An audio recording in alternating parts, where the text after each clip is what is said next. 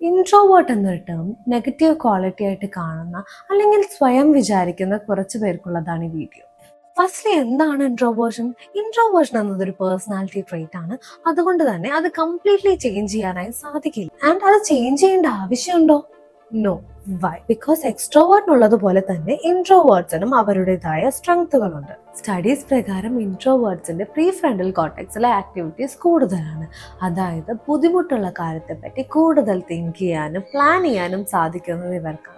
മാത്രമല്ല നല്ല മീനിങ് ആയിട്ടുള്ള കോൺവെർസേഷൻ കൊണ്ടുവരാനും ഈ വേൾഡ് വളരെ ബ്യൂട്ടിഫുൾ ആയി കാണാൻ സാധിക്കുന്നതും ഇവർക്കാണ്. അതുകൊണ്ട് തന്നെ ഒരു ഇൻട്രോവേർട്സും എക്സ്ട്രോവേർട്ട് ആവാൻ ശ്രമിക്കേണ്ട ആവശ്യമില്ല.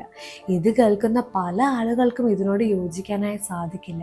കാരണം അവരവരുടെ ലൈഫിൽ കണ്ടിട്ടുള്ള പല ഇൻട്രോവേർട്സിനും അല്ലെങ്കിൽ സ്വയം ഇൻട്രോവേർട്ടായ ഒരാൾക്ക് പല കാര്യങ്ങളും ഫേസ് ചെയ്യേണ്ട വന്നേക്കാം. താനൊരു ഇൻട്രോവേർട്ട് ആയതുകൊണ്ട് പല കാര്യങ്ങളിൽ നിന്ന് സ്റ്റെപ്പ് ബാക്ക് ചെയ്യേണ്ട വന്നേക്കാം. പക്ഷെ ഇതൊരു തെറ്റിദ്ധാരണയാണ്. എന്താണ് ആ തെറ്റിദ്ധാരണയെന്ന് ഞാൻ ഈ വീഡിയോയുടെ പാർട്ട് 2 പറയാം.